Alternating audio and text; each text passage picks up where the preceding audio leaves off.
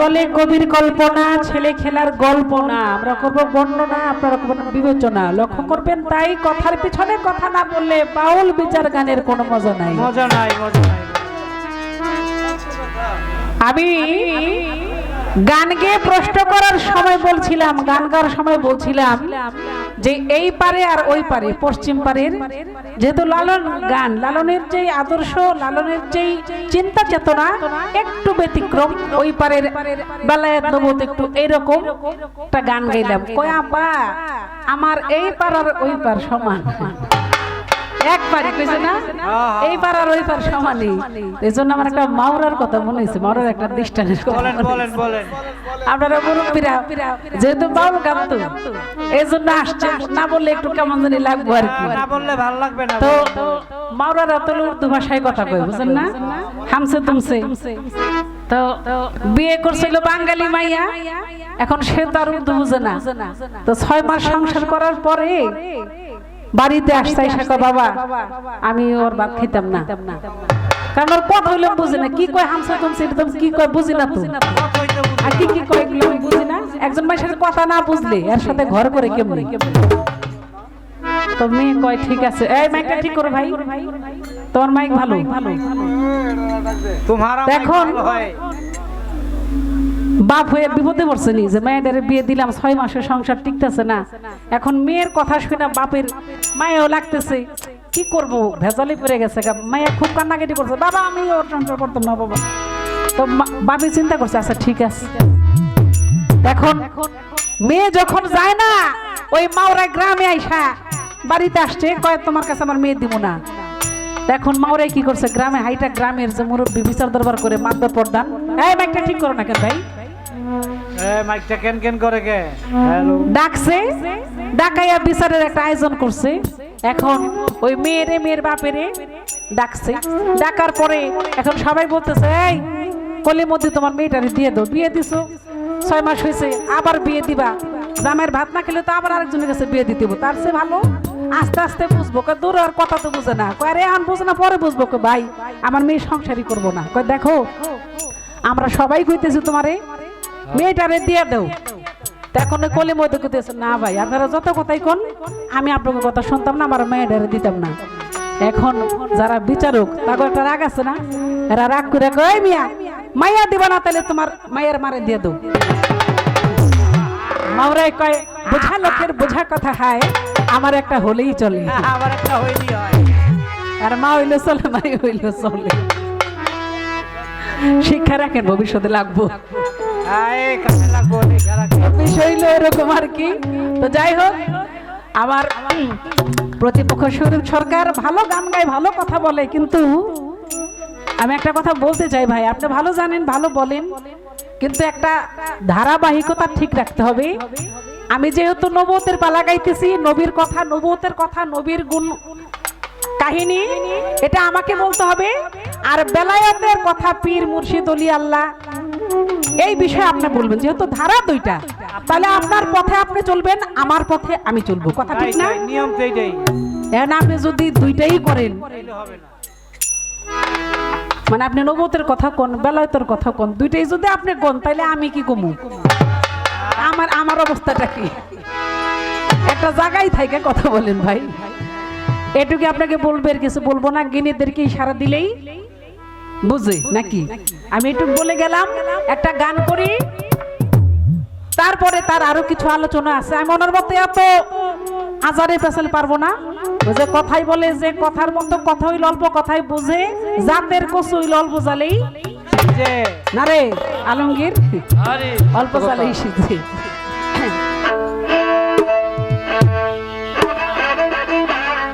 নিঘুর প্রেম কথাটি আজ আমি সুধাইকার কাছে, হ্যালো মাইকটা ক্লিয়ার করেন। কয় নবুয়তের থেকে বেলায়েতের বয়স বেশি। হ্যালো কেমনে বেশি? নবুয়ত নবী থেকে আর বেলায়েত আল্লাহর থেকে।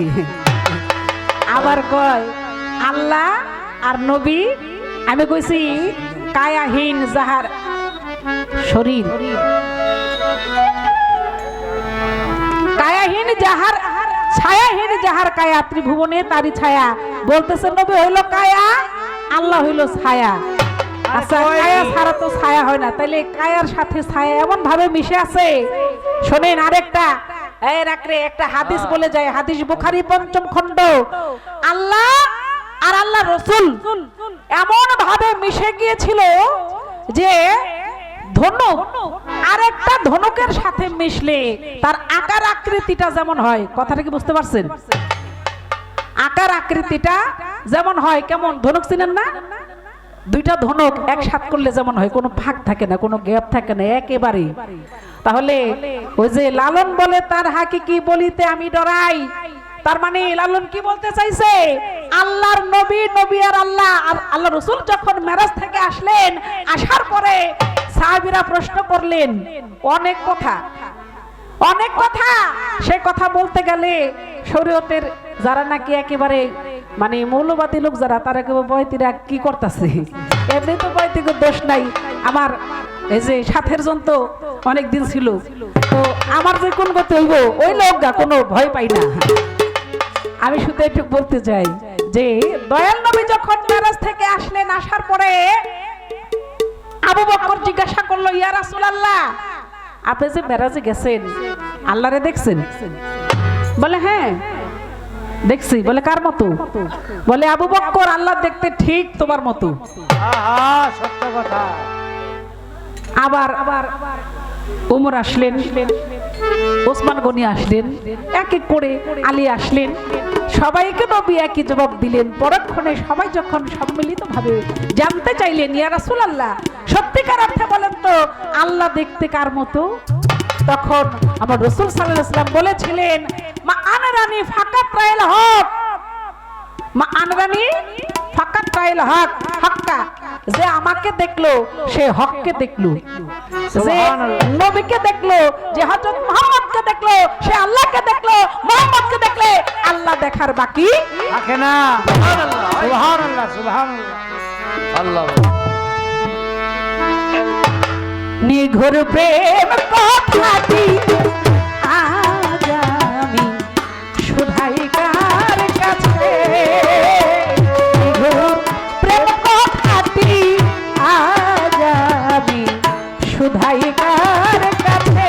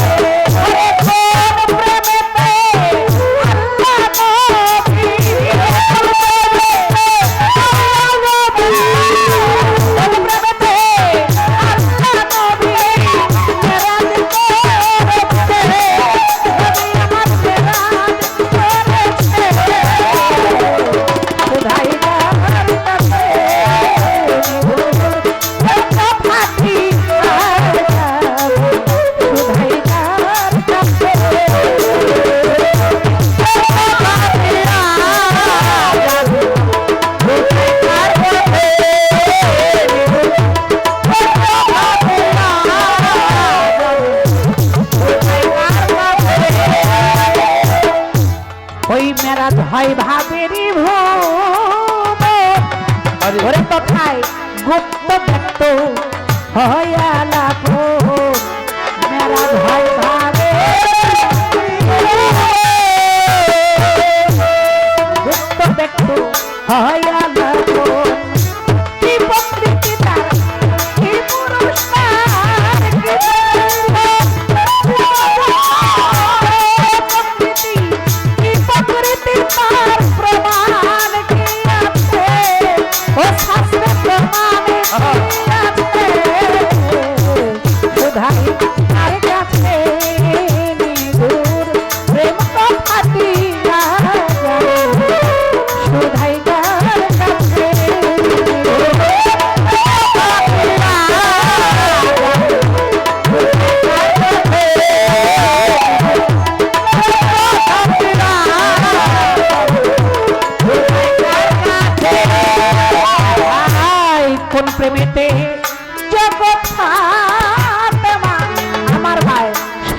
কে করে প্রতি ভজনা ও প্রেমেতে জগৎ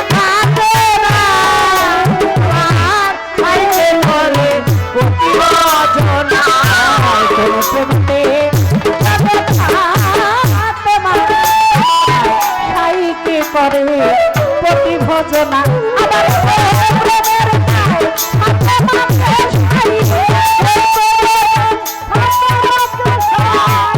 প্রেমের দায় হাতে মাথে ছাই মা বলেছে সুধাইবার কাছে নিগুণ সাথিয়া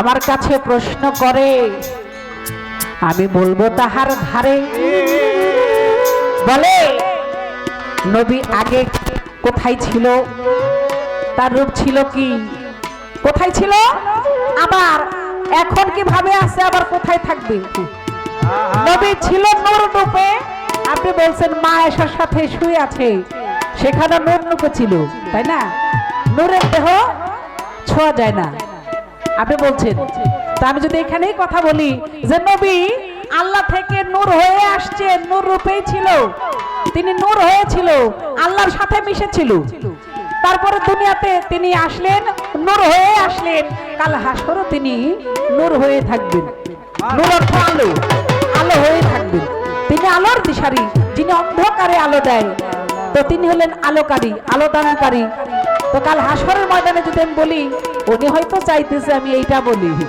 যে আল্লাহ রসুল নবী পীর রূপে থাকবে এটা তার বেলায়েতের কথা আর আমার নবুয়তের কথা হইল নবী আমার তার পীরদের তিনি দেখায় দিবে চিনায়া দিবে যারা পীরের সাথে সম্পর্ক ভালো রেখেছে তারা নবীর সুপারিশ পাবে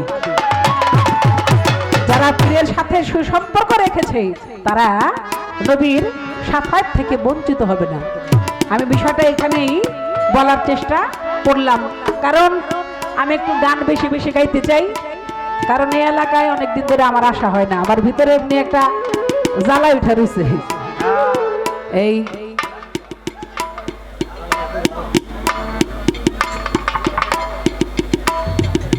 কিছু ভাই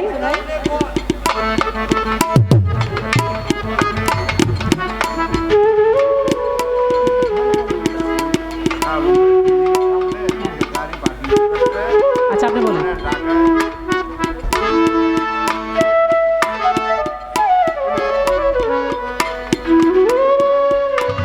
দরবারের উত্তর পার্শ্বে একটি সিএনজি এবং একটি মোটরসাইকেল যারা গাড়ি লক করে রেখে গেছেন আপনাদের জন্য দুইটি গাড়ি বের হতে পারছে না আপনারা গাড়িগুলো একটু সরিয়ে দেন ঢাকা থেকে চিকন আলী আসছে উনি চলে যাবেন দয়া করে আপনাদের গাড়িগুলো একটু সরিয়ে দেন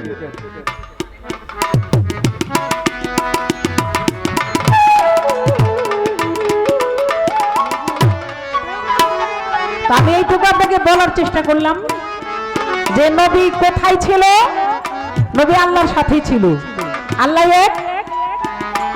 এক আল্লাহর সাথে তিনি মিশেছিলেন আল্লাহ এক থেকে তার জোড়া সৃষ্টি করলেন সূরা নিসার মধ্যে বলছে সেখানে নারী পুরুষের ইঙ্গিত দিয়েছে আল্লাহ বলেছে আমি এক হতে তার জোড়া সৃষ্টি করেছি যদি ধরি আল্লাহ এক ছিল তাহলে তার জোড়া রাসূল নাকি আর যদি মানুষের কথা বলি তাহলে আল্লাহ আদম থেকে হাওয়ারে বানাইছে নাকি আল্লাহ এক থেকে তার জোড়া সৃষ্টি করেছে তাহলে এখানে আল্লাহ যদি পুরুষ হয় তাহলে নবী নারী আবার কোন কোথাও নবী আশেক হইছে যে আশেক হয় সে হলো নারী হয় যে মাসেক হয় সে পুরুষ হয় তাহলে কোন ক্ষেত্রে আমার আল্লাহ নিজে আশেক হয়েছে নবী মাসেক হয়েছে তাহলে সে জায়গায় নবী হয়েছে পুরুষ আল্লাহ হয়েছে নারী তাহলে আমি বলতে চাই যে আসলে আপনি এই জায়গায় কিন্তু কোনো ওলি আল্লাহর কথা বলা হয় নাই কথা ঠিক কিনা এখানে নবী আর আল্লাহর কথা বলা হয়েছে শুধু তাই নয় পবিত্র কোরআনে ইহা বলা হয়েছে আল্লাহ রাসূলকে যারা দুই ভাবে দেখে দুই চোখে দেখে তারা হইল নির্ভেজাল কাফের। এই যে বাবা যে মুরব্বী চশমালা চশমা ভাল লাগলো যে আসলে বাউল গানের আসরে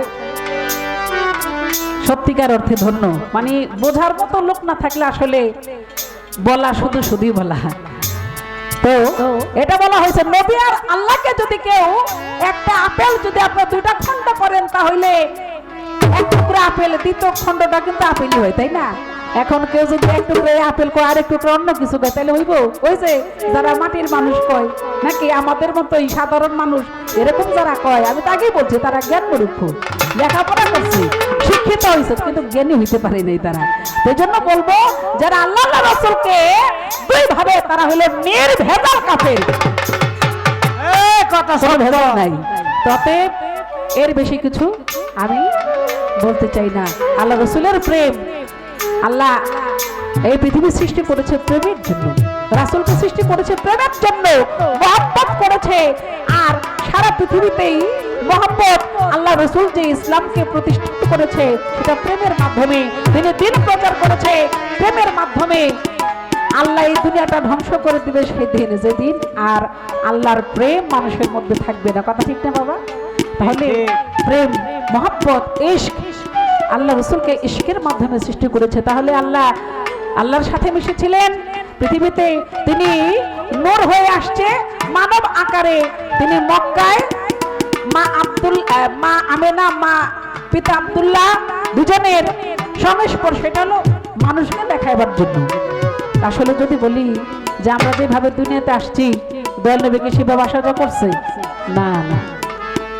আমরা মানুষরা সাধারণরা মা বাবার প্রতিক্রিয়ায়, বাবা মায়ের কাছে যায়, বাবা থেকে কিছু ঝরে গেল, মা উহা তার কুলকুণ্ডলিতে গ্রহণ করলো 9 মাস, কিছুদিন পর সেটাকে 10 মাস 10 দিন বলা হয়। তো এরপরে পৃথিবীতে একজন মানুষ আসলো মা বাবার মিলনের মাধ্যমে, এটা আমরা সাধারণ যারা। কিন্তু দয়াল নবী তিনিও পৃথিবীতে একটা অবস্থায় আসছে কিভাবে, ওই যে পিতা আব্দুল্লাহর সাথে যখন মা আমেনার বিয়ে হয়ে গেল, ওই বিয়ের রাতে পিতা আব্দুল্লাহ যখন বাসর ঘরে গেল, বাসর ঘরে ওই চকির উপরে তিনি চিত হয়ে কপালের মধ্যে এমনি করে হাত দিয়ে শুয়ে আছে।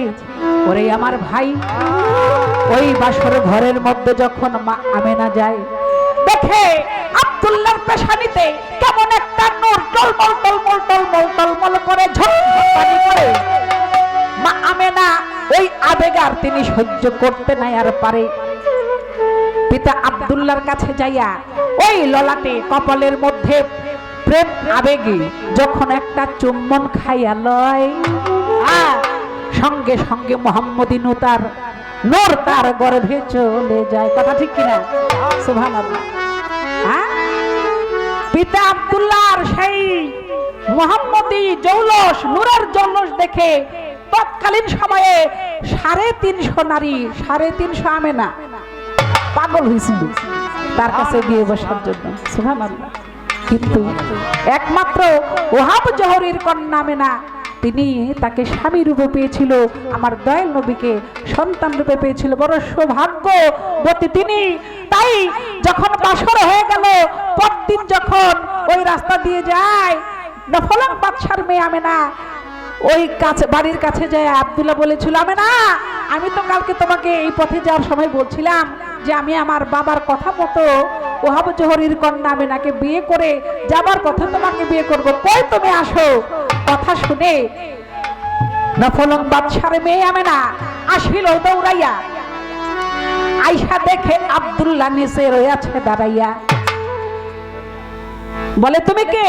বলে আমি আব্দুল্লাহ। তুমি না কালকে আমাকে ডাকলা আমার কাছে বিয়ে বসবা, আমি তোমার সে আব্দুল্লাহ। বলে আব্দুল্লাহ রে, আমি যেই রূপ দেখা হইছি পাগল, ওই রূপ এখন আর তোমার মাঝে নাই, এখন আর তোমাকে আমার কোনো দরকার নাই। হ্যাঁ, আমি যেই রূপ দেখা তোমার জন্য পাগল হয়েছিলাম আব্দুল্লাহ, সেই রূপ আর তোমার মাঝে এখন নাই, কারণ ওই রূপ কোথায় যেন হারিয়ে গেছে। ওই যে মা আমেনা চুম্বন করে, চুম্বনের মাধ্যমে মাধ্যমে তার গর্ভে তিনি তাকে শ্বাস প্রশ্বাসের মাধ্যমে তাকে ধারণ করে নিয়েছেন। সুবহানাল্লাহ। তাহলে আমার নবী তিনি গিয়েছেন চুম্বনের মাধ্যমে, শ্বাস প্রশ্বাসের মাধ্যমে, কারণ তিনি নূর তো সেভাবে গিয়েছে। আবার সেই নাভি মাধ্যম দ্বারা এই দুনিয়াতে তিনি আসছে। আমরা সাধারণ সন্তানরা পৃথিবীতে আগে সন্তানের মাথা আসে, কথা ঠিক না? মায়ের পেট থেকে আগে তার মাথা বের হয়, কিন্তু আমার দয়াল নবীর কদমটা আগে আসছে। কেন জানেন? কারণ এই জমিন আশা করেছিল নবীর কদম পাওয়ার জন্য। ওরে আমার ভাই, যার কারণে দয়াল নবী এই সেইভাবেই তার আগমন হয়, যার কারণে তার আগমনটা সেইভাবে হয়। তাই আমি বলবো আমাদের মতো যারা কয় তাগো কথা আর কইতাম না, নবী আমাদের মতো না, এটা ভাবাটাই বড় তার পাপের ভাগী সে হয়ে যাবে। এই জন্য আমি এই পর্যন্ত রাখলাম। জয় প্রেমে আল্লাহ নবী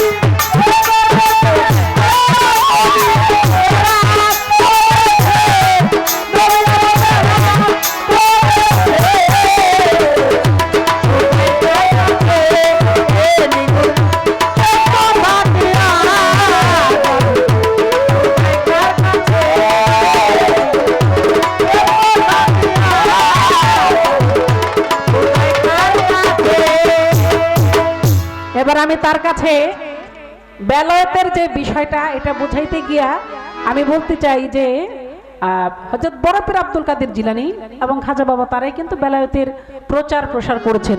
এই বৃহত্তর দক্ষিণ এশিয়ায় আমাদের ভারত বাংলা, তাই না, ভারতেই খাজা বাবার রওজা রয়েছে। তেমনি করে বড় পীরের একটি বিষয় আমি আপনার কাছে জানতে চাই। খাজা বাবা না, বড় পীর, খাজা বাবার কথা পরে আসবে। আমি বড় পীরের সম্পর্কে আপনার কাছে জানতে চাই, যেহেতু বেলায়েতের ব্যাপার। হয়তো বড় পীর আব্দুল কাদের জিলানী তিনি এরকম একটা মাহফিল সাজায়া অনেক কথা বলতে বলতে হঠাৎ করে একটা শব্দ তিনি করলেন। কথাটা বুঝেন কিন্তু, খেয়াল করে শুনেন। হযরত বড় পীর একটা কথা তিনি বললেন, এই কথা শুনে উপস্থিত মাহফিলের যত লোকজন ছিল সকলেই বড় পীরকে ওহাবি সম্বোধন করলেন। আরে কথা তো শুনি নাই। কথাটা বুঝতে পারছেন? আমি জানতে চাই বড় পীর কি শব্দটা বললেন। সেই শব্দ শুনে সবাই বড় পীরকে ওহাবি ফতোয়া দিতে শুরু করলেন। এরপরে বড় পীর কি বলে সেই লোকজনকে তিনি শান্ত করলেন।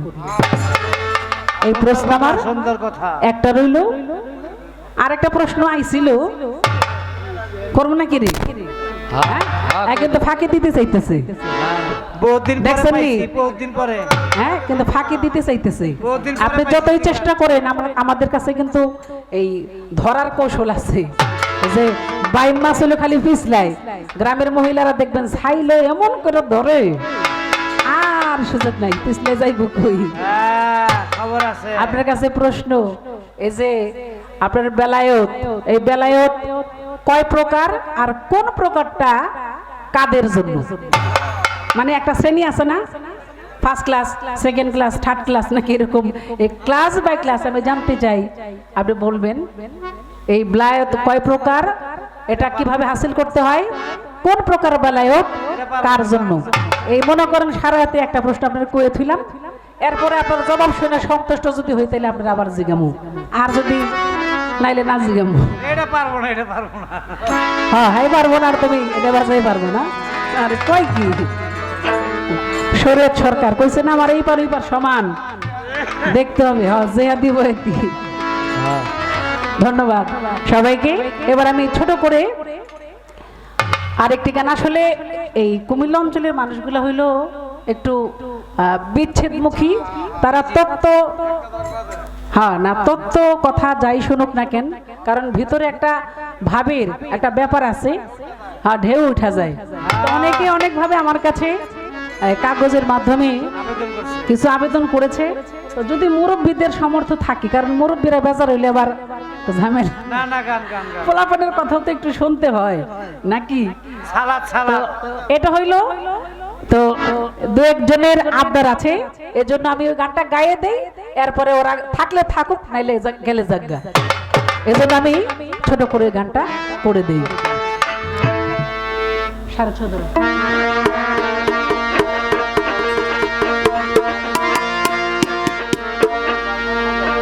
বন্ধুর বাড়ি আমার বাড়ি যাক গোলাপানের সাথে মুরব্বী আছে ওই যে মুরব্বী হাতে তালি দিচ্ছে মনের গান কইছে বন্ধুর বাড়ি আমার বাড়ি রে ওঠে প্রেমের